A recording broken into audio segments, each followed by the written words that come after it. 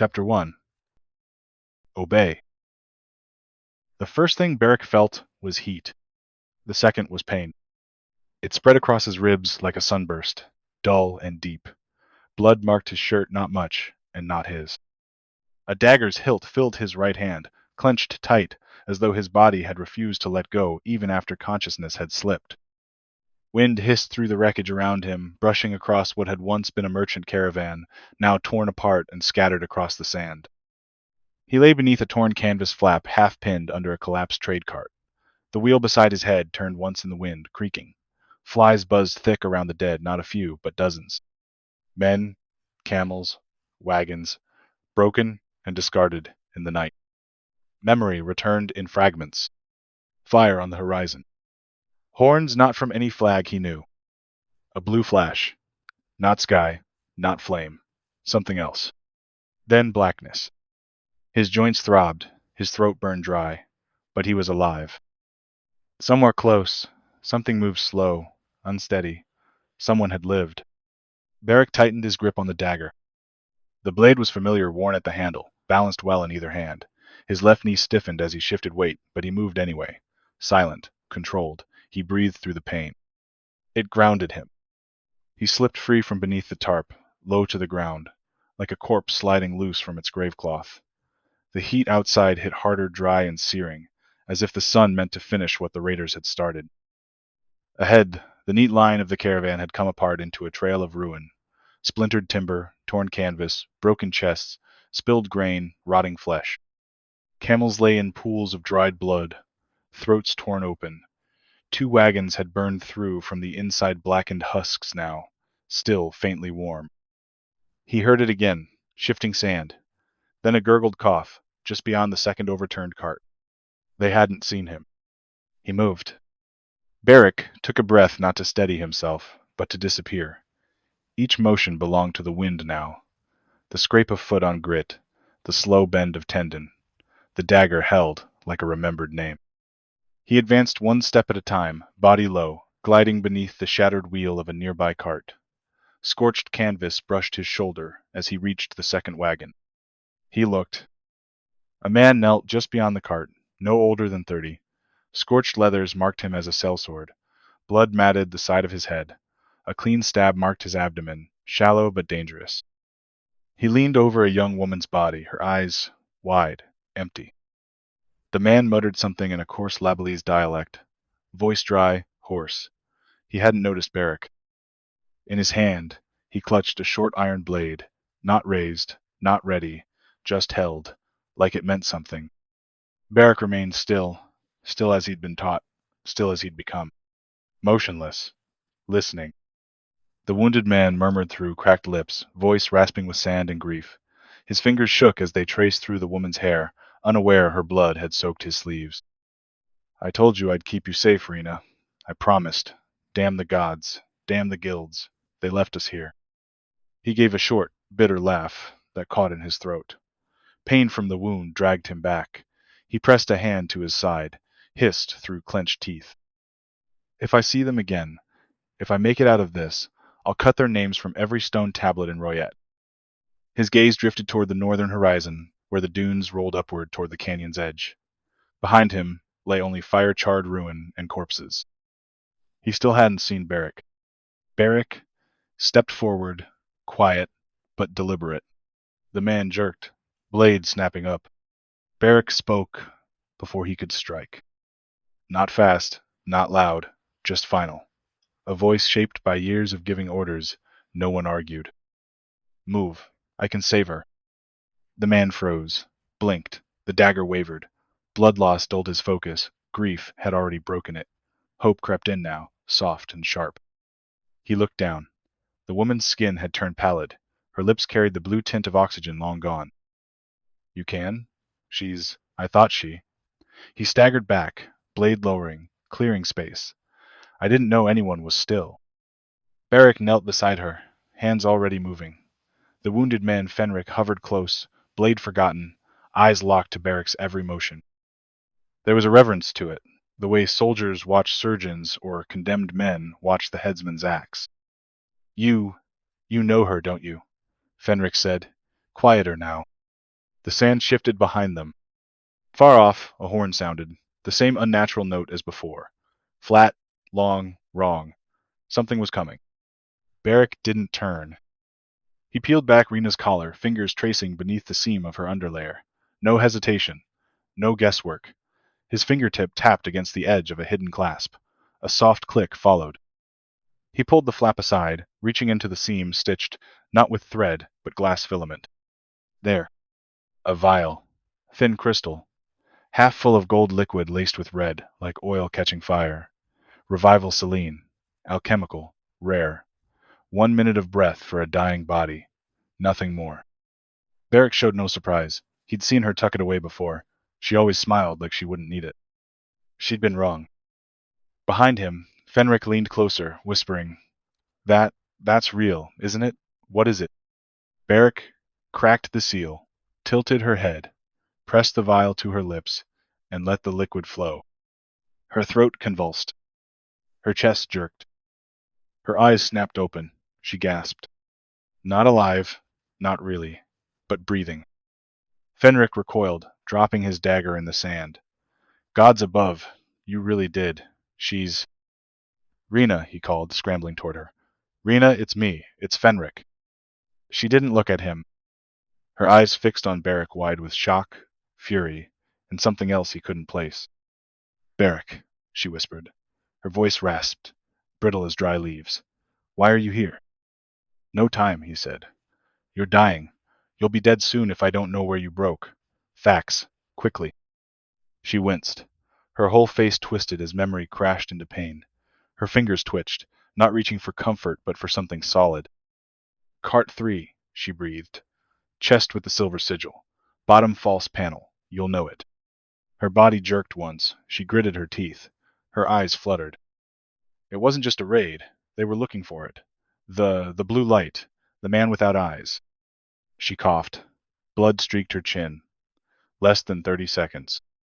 Barrick, burn the map. Don't let him find. Her lungs seized. Her back arched.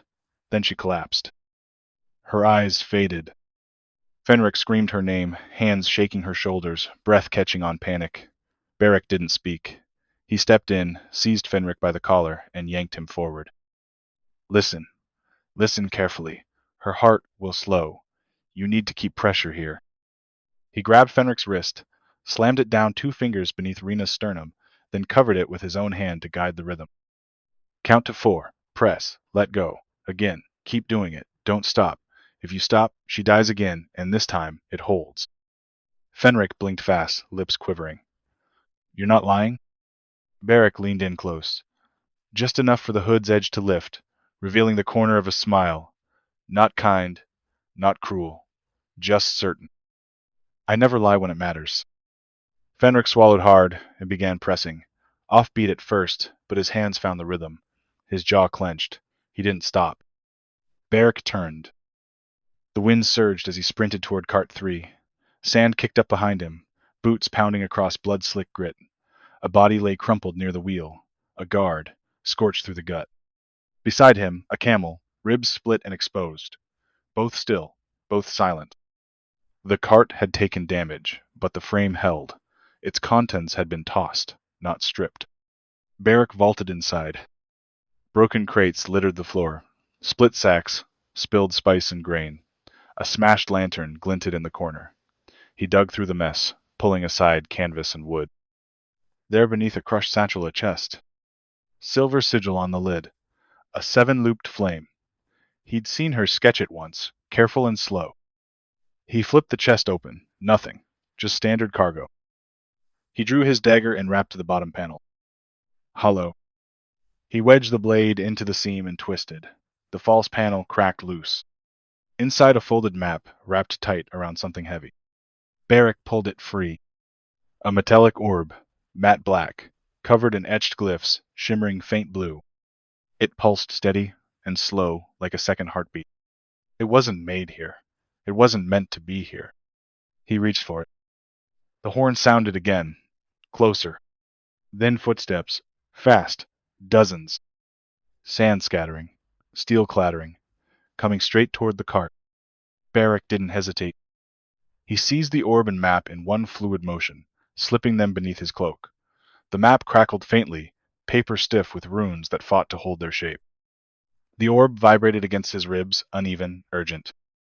He leapt from the cart and ran, boots hitting sand without sound. Each step cut straight, surgical. He crested the wreckage and found them where he'd left them. Fenric still knelt beside her, hands pressed, sweat pouring, desperate. She's not breathing, Beric, what do I? Beric didn't speak. He dropped to one knee, peeled the cloth from Rena's mouth, and placed the orb square on her chest. It hummed louder now, pulling at the last traces of the revival fluid still flickering through her core. Her skin began to glow faint and blue at the edges. He pressed the map to her forehead and began to chant. Not words he'd ever claimed, not magic he was meant to touch. A rite pulled from memory that wasn't his, forbidden, older than necromancy, not transmutation, something in between. The glyphs on the orb twisted. So did her face. Muscles pulled taut. Her eyelids fluttered, breath hitched in her throat. Beric, what are you? His hand trembled once, then stopped. You were always the key.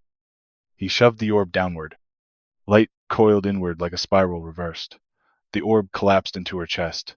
The map ignited, burning black across her skin, ink lacing her veins like coiling vines. Her eyes widened, locked. Then gone. Stillness. Then whispers. Not from her. From the space around her. From the air. The heat. The sand. The map breathed. Beric felt it in his marrow. She was the map now.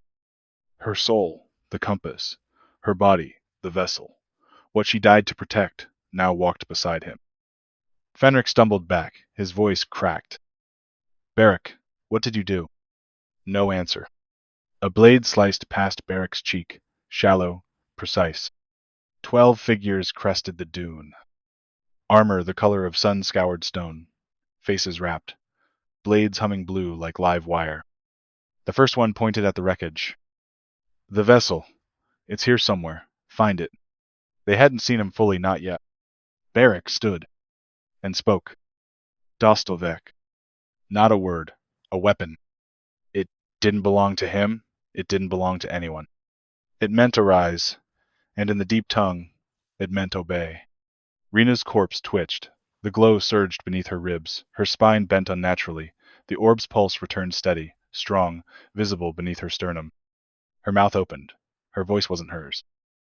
Query confirmed. Map access tethered. Identity recognized. Command interface online. Her eyes glowed. Not with life. With purpose. Rena was gone. In her place stood a map thrall. The scouts hesitated. One stepped back, boots grinding into the slope. That's not possible, he awakened it. Beric didn't wait. He pivoted without pause, arm snapping back. The dagger flew not toward a shape, but toward breath and weight, a sound half formed in the throat. It struck clean. The scout collapsed with a wet crunch, blade through the neck. His body hit the sand hard. The sword beside him rang once and fell quiet. The others scattered, not in panic, in trained reflex. Formation broke. Momentum stalled. He's already begun the tether. We need the body intact. He's not alone. Check for others. They were wrong. He was alone. And that was the danger. Beric gave a slight nod. Not to the scouts, to Fenric, who still knelt frozen beside the body that once held the woman he'd sworn to protect. His arms trembled. His breath hitched. His eyes stayed locked on Beric, not in fear, in awe, or something worse. Rena, Beric said, seal him. The thrall moved. Not with grace, with surgical precision. Her joints bent with unnatural efficiency. She lowered beside Fenric, placed 2 fingers beneath his ribs where the blood had pooled dark and deep. A glyph flickered across her hand, pale blue lines pulsing once before sinking into his skin. No incision, no wound. The flesh reknitted beneath her touch. Fenric stared, first at her hand, then her eyes, then at Beric. You made her into. The rest failed him. He saw it now, the glow, the calm, the thing she'd become. You're not a liar, Beric. You're a devil with pretty words. Beric said nothing. The scouts regrouped beyond the ridge, 11 now, blades drawn, faces covered, forming tight lines as they began to descend the slope, cautious, deliberate. They didn't rush, not yet. Watching, waiting. They didn't know what she was, but they would. Barrick raised 2 fingers. Not toward them, toward her. Find concealment, now. Her eyes shifted the glow, dimming from blue to a low arcane amber. She stood without hesitation, crouched low, and pressed her palms to the sand. A ripple pulsed outward, silent and unseen by all but Barrick. An imprint of tethered magic spread thin across the dune. Then the ground moved. The world unfolded. Barrick's eyes tracked to the shattered form half buried near the base of the ridge, a collapsed sentinel statue, its upper body missing, its arms broken at the elbow. Sand had gathered in the hollow where the torso once stood, creating a natural recess. The pedestal was wide enough for 2. The ruined shadow was deep enough to swallow truth. He gave a quick nod toward the thrall. Rhina, he said, mark concealment. She turned without a word, eyes flickering as arcane amber overtook the glow beneath her skin. Her hand moved through the air like tracing an invisible thread, fingers outlining the contours of the statue's remains. As she reached the broken pedestal, her palm pressed flat to the stone, and the surface shimmered. A faint distortion rippled through the sand, pulling grain and grit inward, deepening the hollow into a proper shelter. Barrick didn't pause. Rena, Fenric, move to the statue hollow, now. Stay low. No sounds. Fenric opened his mouth, maybe to protest, maybe to thank him, but Rena was already moving. Too fluid, too exact. Her body moved through the sand with mechanical ease. Whatever warmth had once softened her steps was gone. Fenric followed, breath ragged, gaze flicking between her back and Barrick's still form. Barrick didn't watch them go. He didn't need to. He stepped into the open. The wind pulled at his cloak. Blood had dried along his cheek. Sunlight caught the dagger hilt at his side. He stood straight and walked toward the crest, where the scouts had begun their descent. 3 had moved ahead masked in Sevestian desert gear, armor etched with bone-white lines. Dust clung to every fold of cloth. The leader carried a curved blade marked in glowing script. His eyes found Barrick instantly. Release the thrall, stranger. Barrick smiled flat, unreadable. You're too late. She's mine now. One of the scouts shifted, unsure. The leader raised his blade. Then you die with her. They advanced slow, controlled, formation loose, edges uncertain. Good. They didn't know she'd marked the statue. They didn't know Rena and Fenric now crouched in silence behind them, the hollow shielding them from every angle. Barrick stood alone, and that was how he preferred it.